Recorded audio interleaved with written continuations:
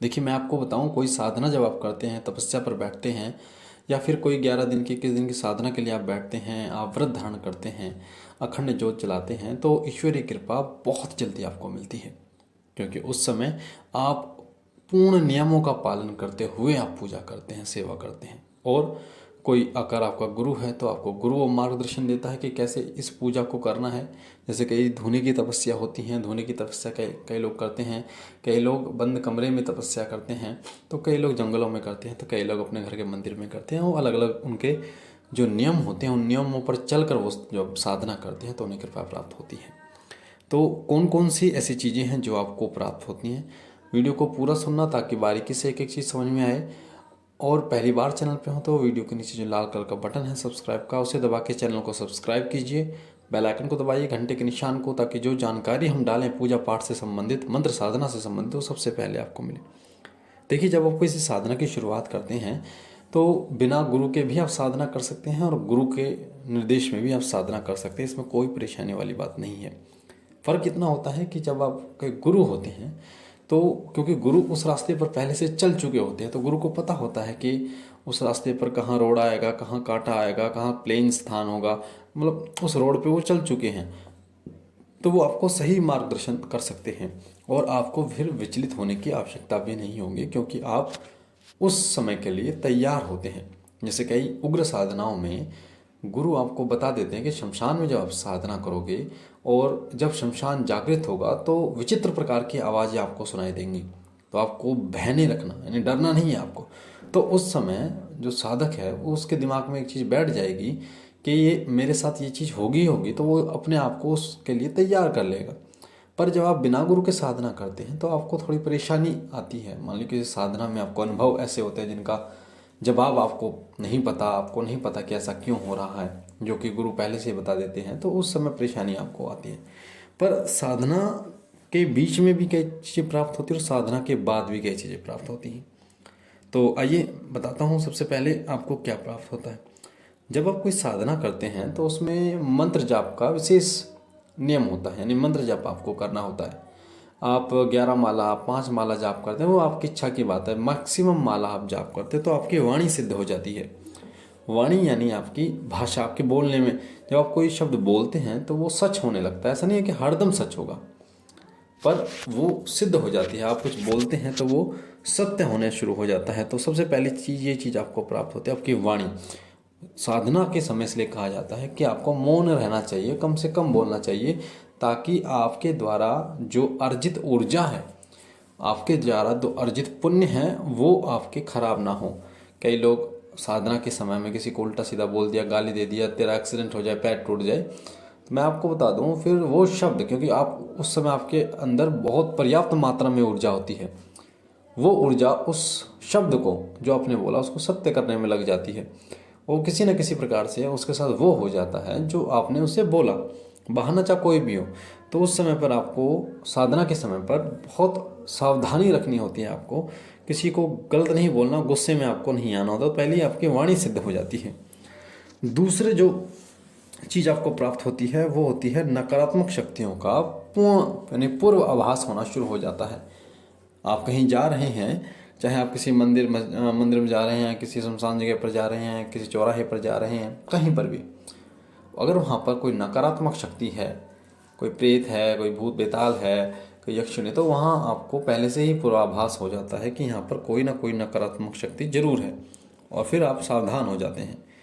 तीसरी चीज़ जो आपको प्राप्त होती है वो होती है कि कुछ ऐसी घटनाएं जो घटित होने वाली होती हैं उनका आपको पहले से आभास हो जाता है। जैसे कई लोग कहते हैं, जो साधक होते हैं, कि जब कुछ घटित हो जाता है, किसी की मृत्यु हो जा रही है, कोई एक्सीडेंट हो जा रही है, ये तो मुझे पता था कि ऐसा होगा, मैंने इससे मना किया था कि ऐसा ना करें। तो वो इसलिए होता है क्योंकि उनको पता चल जाता है, पर जैसे कोई चीज़ धुंधली दिख रही है पर उस पर पूर्ण विश्वास नहीं कर सकते आप। पर जब वो साफ दिखने लगती है तो आप पूरे आत्म निर्भरता के साथ ये बोल सकते हैं कि वही चीज़ है, आत्मविश्वास के साथ आप बोल पाते हैं।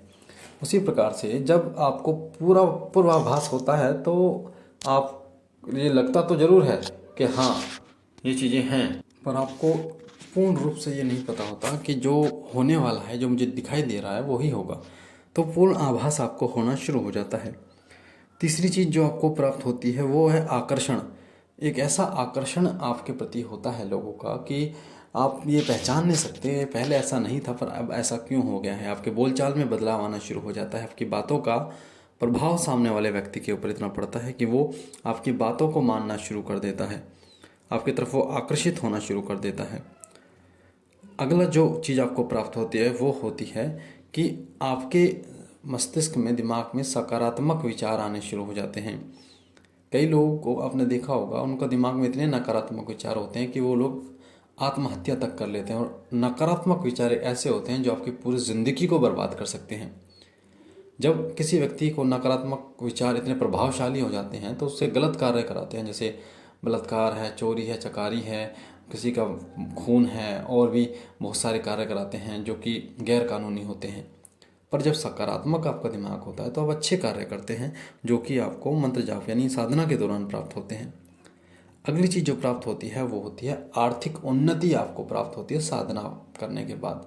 पैसे से संबंधित समस्याएं आपकी धीरे धीरे खत्म होनी शुरू हो जाती हैं। कई लोगों का अनुभव मेरे पास आया है कि साधना के बाद, भगवान शिव की साधना जो मैंने डाल रखी थी उन्होंने की, तो उनका कर्ज जो है वो मात्र 2.5 से 3 महीने में उनका कर्ज, लाखों रुपए जो कर्ज था वो उनका चुकता हो गया। तो ये क्या होता है जब आप साधना करते हैं। अगली चीज़ जो प्राप्त होती है वो होती है कि आपको अन्य शक्तियों यानी अन्य देवी देवताओं की कृपा भी आपको प्राप्त होती है। तो इसलिए एक शक्ति को अगर आप प्रसन्न कर लेते तो अन्य शक्तियों की कृपा आपको स्वयं प्राप्त हो जाती है। जिस प्रकार से मनुष्य मनुष्य को खींचता है, उसी प्रकार भूत जैसे भूत को खींचता है, उसी प्रकार से देवता देवता को खींचता है, सकारात्मक शक्तियाँ सकारात्मक शक्ति को खींचती हैं। अगली चीज़ आपको प्राप्त होती है वो होती है सपने में दर्शन। आपको आपके इष्ट देव के दर्शन होने शुरू हो जाते हैं, और कई बार तो आपको ऐसे अद्भुत दर्शन होते हैं जो कि हर किसी को नहीं होते। उनके मंदिर आपको दिखने शुरू हो जाते हैं, सिद्धपीठ स्थान उनको दिखने शुरू हो जाते हैं। तो कई बार आपकी बात भी आपके इष्ट देव से स्वप्न के माध्यम से होती है। और जो लास्ट चीज़ आपको प्राप्त होती है वो है आत्मिक बल। एक वो आत्मिक बल आपको प्राप्त होता है जिसके कारण आपका ऑरा इतना मजबूत हो जाता है। आपने देखा होगा देवताओं के सर के पीछे एक चक्र होता है, वो क्या होता है, उनका ऑरा होता है। पर मनुष्यों के चक्र सर के पीछे नहीं होता। जब आपका ऑरा मजबूत होता है तब वो चक्र आपको दिखाई देता है मनुष्यों में भी। तो वो चक्र मजबूत हो जाता है, और वो चक्र के ही कारण होता है कि कोई भी आपका ऑरा अगर मजबूत नहीं है तो नकारात्मक शक्तियाँ, भूत प्रेत वैताल वगैरह आपके शरीर के अंदर प्रवेश कर जाते हैं। पर जब आपका ऑरा मजबूत होता है तो जैसे एक कमरे में दरवाज़ा बंद होता है तो बाहर वाला व्यक्ति नहीं घुस सकता, उसी प्रकार ऑरा मजबूत होने पर आपके आत्मा रूपी दरवाज़ा बंद हो जाता है, जिससे कोई नकारात्मक शक्ति उसमें प्रवेश नहीं कर पाती। तो ये थी वो चीज़ें जो आपको प्राप्त होती हैं साधना के दौरान। मुझे आशा है जानकारी अच्छी लगी होगी। पहली बार चैनल पे हो तो चैनल को लाइक शेयर जरूर करना, ताकि और लोगों तक ये जानकारी जाए, और लोग भी इसका फ़ायदा उठा पाएँ, वो लोग जान पाएँ कि साधना के समय क्या चीज़ें उनको प्राप्त होती है, और वो इन संकेतों को भी समझ पाएँ। मैं बाबा भोलेनाथ से विनती करता हूँ कि बाबा आप पर कृपा करें, आपके घर पर कृपा करें, आपकी झोली भरते रहें। हम मिलते हैं एक नई जानकारी के साथ, तब तक के लिए ओम नमः शिवाय, ओम नमः शिवाय, ओम नमः शिवाय।